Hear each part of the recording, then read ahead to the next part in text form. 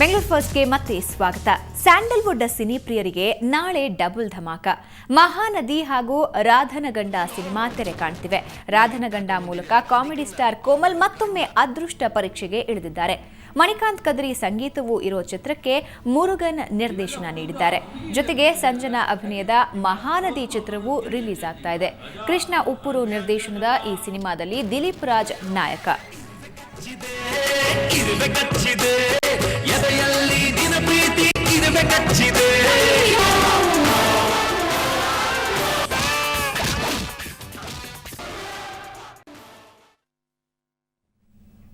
Crazy star Ravichandran ನೇಣು ಬಿಗಿದುಕೊಂಡು ಆತ್ಮಹತ್ಯೆ ಮಾಡಿಕೊಂಡಿದ್ದಾರೆ. ಅವರ ಸ್ವಗೃಹಕ್ಕೆ ಬಂದು ಅಂತಿಮ ದರ್ಶನ ಪಡೀರಿ. ಈ ಮಾತನ್ನ ಕೇಳಿ ನೀವು ಬೆಚ್ಚಿ ಬೀಳಿದಿರಿ. ಯಾಕಂದ್ರೆ ಅನಾಮಿಕ ವ್ಯಕ್ತಿಯೊಬ್ಬ ಈ ರೀತಿ ಕರಪತ್ರ ಮಾಡಿಸೋದಕ್ಕೆ ಹೋಗಿ ರಾದ್ಧಾಂತ ಸೃಷ್ಟಿಸಿದ್ದ. ಕೊನೆಗೆ ಖುದ್ದಾಗಿ ರವಿಚಂದ್ರನ್ ಅವರೇ ನಮ್ಮ ಸ್ಟುಡಿಯೋಗೆ ಬಂದು ವದಂತಿಗೆ ತೆರೆ ಎಳೆದ್ರು.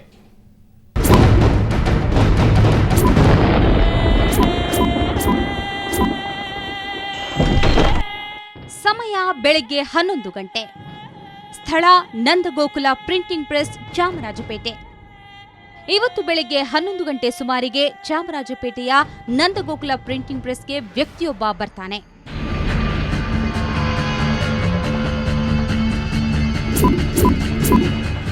ಬಂದ ಕೂಡಲೇ ತನ್ನನ್ನ ಹನುಮಂತನಗರದ ಶಿವಕುಮಾರ್ ಅಂತ ಪರಿಚಯಿಸಿಕೊಳ್ತಾನೆ. ಬಳಿಕ ನನಗೆ 10,000 ಕರಪತ್ರ ಪ್ರಿಂಟ್ ಮಾಡಿಕೊಡಿ ಅಂತಾನೆ. ಭಾವಪೂರ್ಣ ಶ್ರದ್ಧಾಂಜಲಿ ಕ್ರೇಜಿ ಸ್ಟಾರ್ ರವಿಚಂದ್ರನ್ ರವರಿಗೆ. ಜೀವನದಲ್ಲಿ ಜಿಗುಪ್ಸೆಗೊಂಡ ಕ್ರೇಜಿ ಸ್ಟಾರ್ ರವಿಚಂದ್ರನ್ ಚೆನ್ನೈನಲ್ಲಿ ನೇಣಿಗೆ ಶರಣಾಗಿದ್ದಾರೆ. ಅವರ ಪಾರ್ಥಿವ ಶರೀರವನ್ನ ಇಂದು ಸಂಜೆ ಸ್ವಗೃಹದಲ್ಲಿ ಸಾರ್ವಜನಿಕರ ದರ್ಶನಕ್ಕೆ ಇಡಲಾಗುವುದು. ಅಕಾಲಿಕ ಸಾವನ್ನಪ್ಪಿದ ರವಿಚಂದ್ರನ್ಗೆ ಭಾವಪೂರ್ಣ ಶ್ರದ್ಧಾಂಜಲಿ. ಈ ಮ್ಯಾಟರ್ ಕೇಳ್ತಿದ್ದಂತೆಯೇ ಪ್ರಿಂಟಿಂಗ್ ಪ್ರೆಸ್ ಮಾಲೀಕ ವೆಂಕಟರಮಣಪ್ಪ ಬೆಚ್ಚಿ ಬೀಳ್ತಾರೆ. ಕೂಡಲೇ ರವಿಚಂದ್ರನ್ ಆತ್ಮಹತ್ಯೆ ಮಾಡಿಕೊಂಡಿರೋದು ನಿಜಾನಾ ಅಂತ ಆ ವ್ಯಕ್ತಿಯನ್ನ ಪ್ರಶ್ನಿಸ್ತಾರೆ. ಅದಕ್ಕೆ ಆತ, ಹೌದು ನಿಜ, ರವಿಚಂದ್ರನ್ ತಮ್ಮ ಬಾಲಾಜಿಯವರೇ ಖುದ್ದು ನನಗೆ ಫೋನ್ ಮಾಡಿ ಕರಪತ್ರ ಪ್ರಿಂಟ್ ಮಾಡಿಸಲು ಹೇಳಿದ್ದಾರೆ ಅಂತಾನೆ.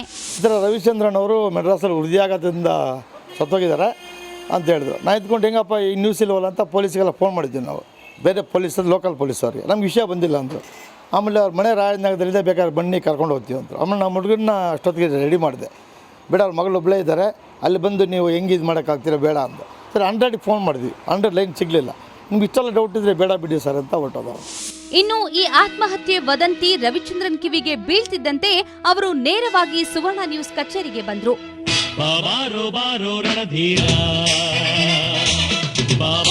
ಪ್ರೀತಿಯ ಬಾಯಂದರೆ ಬಂದಿಳಿಯುವ ಶೂರ, ನೀ ಬಂದರೆ ದಿಗ್ವಿಜಯದ ಹಾರ. ಬಳಿಕ ಸುವರ್ಣ ನ್ಯೂಸ್ ಸ್ಟುಡಿಯೋದಲ್ಲಿ ಕುಳಿತು ನಗು ನಗುತ್ತಲೇ ಅಭಿಮಾನಿಗಳ ಜೊತೆ ಮಾತನಾಡಿದ್ರು. ಇದೆಲ್ಲ ಸುಳ್ಳು ಪ್ರಚಾರ ಅಂತ ಸಾರಿದ್ರು. ಜನ ರವಿಚಂದ್ರನ್ ಆತ್ಮಹತ್ಯೆ ಮಾಡ್ಕೊಳ್ಳೋಂಥ ಏಡಿ ಅಲ್ಲ ಅಂತ ಅನ್ನೋದು ಕೂಡ ಜನಕ್ಕೆ ಗೊತ್ತಿರೋ ವಿಷಯನೇ ಅದು. ನನ್ನ ಬಗ್ಗೆ ನನಗಿಂತ ಜನಕ್ಕೆ ಜಾಸ್ತಿ ಗೊತ್ತು. ಸೊ ಯಾರು ನಂಬೋದು ಇಲ್ಲ ಇಂಥ ವಿಷಯಗಳನ್ನ. ಬಟ್ ಆ ವ್ಯಕ್ತಿ ಯಾರ ಪಾಪ ತುಂಬ ಆಸೆ ಪಟ್ಟವನೇ. ಶಿವಕುಮಾರ್ ಅಂತ ಹೇಳಿದಾನೆ. ಅವನಿಗೇನೋ ಸಂತೋಷ ಪಾಪ ಅದರಲ್ಲಿ. ಒಟ್ನಲ್ಲಿ ಇವತ್ತು ಕ್ರೇಜಿ ಅಭಿಮಾನಿಗಳು ಕೆಲ ಕಾಲ ತಬ್ಬಿಬ್ಬಾಗಿದ್ದಂತೂ ಸುಳ್ಳಲ್ಲ. ಇಂಥ ಶಾಕಿಂಗ್ ವದಂತಿಗೆ ಕಾರಣನಾದ ಆ ಶಿವಕುಮಾರ ಯಾರು ಅನ್ನೋದು ಕೊನೆಗೂ ತಿಳಿಯಲಿಲ್ಲ. ಬೆಂಗಳೂರಿನಿಂದ ಕ್ಯಾಮರಾಮನ್ ಗಿರಿ ಜೊತೆ ನಾಗೇಂದ್ರ ಬಾಬು, ಸುವರ್ಣ ನ್ಯೂಸ್. ಬಸವಣ್ಣ 12ನೇ ಶತಮಾನದಲ್ಲೇ ಕರ್ನಾಟಕದ ಜಾತಿ ವ್ಯವಸ್ಥೆಯಲ್ಲಿ ಕ್ರಾಂತಿ ತಂದ ಯೋಗಿ. ಅಂಥ ಕ್ರಾಂತಿಯೋಗಿ ಬಸವಣ್ಣನನ್ನ ರೌಡಿ ರೀತಿ ತೋರಿಸಿದ್ರೆ ಹೇಗಿರುತ್ತೆ? ಅಂಥದ್ದೊಂದು ಅನಾಹುತಕಾರಿ ಸಾಹಸಕ್ಕೆ ಕೈ ಹಾಕಿದ್ದಾರೆ ದಂಡುಪಾಳ್ಯ ಖ್ಯಾತಿಯ ನಿರ್ದೇಶಕ ಶ್ರೀನಿವಾಸರಾಜು. ವಿವಾದದ ವಾಸನೆ ಬಡಿದೊಡನೆ ಉಪೇಂದ್ರ ಅಭಿನಯದ ಹೊಸ ಚಿತ್ರದ ಮುಹೂರ್ತವನ್ನ ಕದ್ದು ಮುಚ್ಚಿ ಮಾಡಿ ಮುಗಿಸಿದ್ದಾರೆ.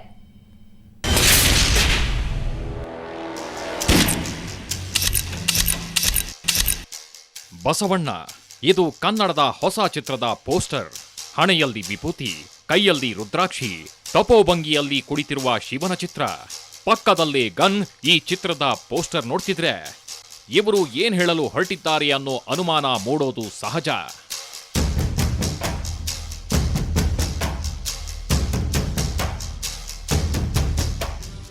ಇಷ್ಟಕ್ಕೂ ವಿಭೂತಿ ಅನ್ನೋದು ಶಿವನ ಹಣೆಯಲ್ಲಿ ರಾರಾಜಿಸುವ ಚಿಹ್ನೆ. ಇದಕ್ಕೆ ವೀರಶೈವ ಪಂಥದಲ್ಲಿ ತ್ರಿಪುಂಡ್ರ ಅಂತಾರೆ. ಅದು 3 ಮುಕ್ತಿಗಳ ಸೂಚಕ. ತ್ರಿಗುಣ, ತ್ರಿಲೋಕ, ತ್ರಿಪಥಗಳ ಸಂಕೇತ. ಮಧ್ಯೆ ಇರುವ ಬಿಂದು ಶಿವನ 3ನೇ ಕಣ್ಣಿನ ಸಂಕೇತ. ವಿಭೂತಿ ಧಾರಣೆಗೆ ಭಸ್ಮಧಾರಣೆ ಅನ್ನೋ ಪದ ಬಳಸ್ತಾರೆ. ಈ ಬಸವಣ್ಣನ ಪೋಸ್ಟರ್ನಲ್ಲಿ ವಿಭೂತಿ ಇದೆ.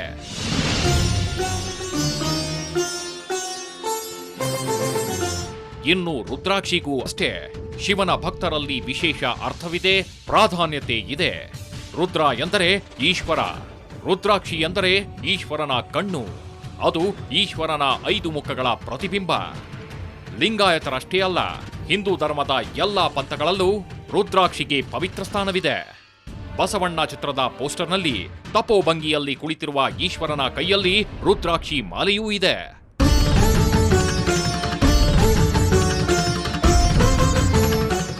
ಅಲ್ಲದೆ ಚಿತ್ರದ ಪೋಸ್ಟರ್ನಲ್ಲಿ ಶಿವ ತಪಸ್ಸಿಗೆ ಕುಳಿತಿರುವಂತೆ ರೂಪಿಸಲಾಗಿದೆ. ಆದರೆ ವಿವಾದಕ್ಕೆ ಕಾರಣವಾಗಿರುವುದು ಇವೆಲ್ಲದರ ಜೊತೆಗೆ ಇರೋ ಗನ್ನು ಮತ್ತು ಚಿತ್ರದ ಹೆಸರು ಬಸವಣ್ಣ ಎಂದಿರೋದು.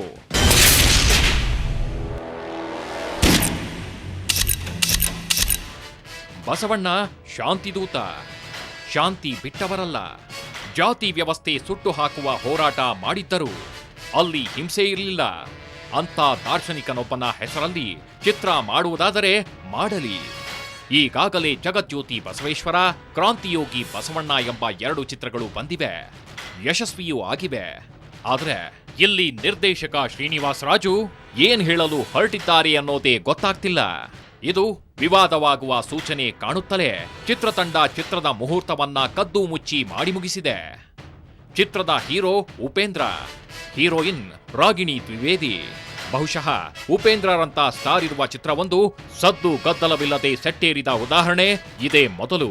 ಬೆಂಗಳೂರಿನ ದೊಡ್ಡ ಗಣಪತಿ ದೇವಸ್ಥಾನದಲ್ಲಿ ಯಾವುದೇ ಮಾಧ್ಯಮದವರಿಗೂ ತಿಳಿಸದೆ ಸೀಕ್ರೆಟ್ ಆಗಿ ಚಿತ್ರದ ಮುಹೂರ್ತ ನೆರವೇರಿಸಲಾಗಿದೆ.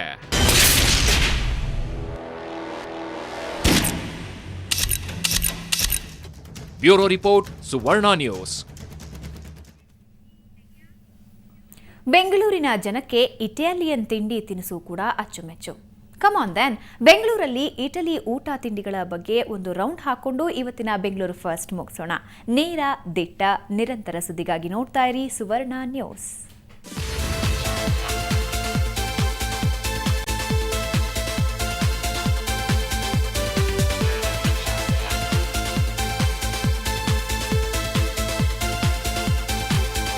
ಪಾಸ್ತಾ, ಆಲಿವ್ ಸಾಲ್ಟೆ, ಸ್ಪಿನಾಚ್ ಸಲಾಡ್, ರಿಸೋಟೋ, ಚೀಸ್ ಮತ್ತು ಸೀ ಫುಡ್ ಬಳಸಿಕೊಂಡು ಮಾಡಿರೋ ಬಗೆ ಬಗೆ ಖಾದ್ಯಗಳು ಎಲ್ಲವೂ Italy special.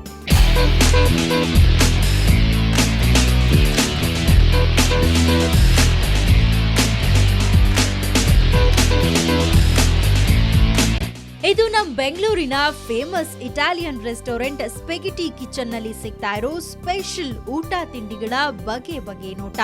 ಇಲ್ಲೀಗ Tuscan food festival ನಡೀತಾ ಇದೆ. ಟಸ್ಕನ್ ಅನ್ನೋದು ಇಟಾಲಿಯ ಒಂದು ಫೇಮಸ್ ನಗರ. ಅಲ್ಲಿನ ಸ್ಪೆಷಲ್ ಬೆಂಗಳೂರಿನ ಈ ಫುಡ್ ಫೆಸ್ಟಿವಲ್ ನಲ್ಲಿ ಲಭ್ಯ. Menu was specially designed for the Tuscan Food Festival, and I just tried the homemade pasta. It was really good, and this place is also good. I like the ambience.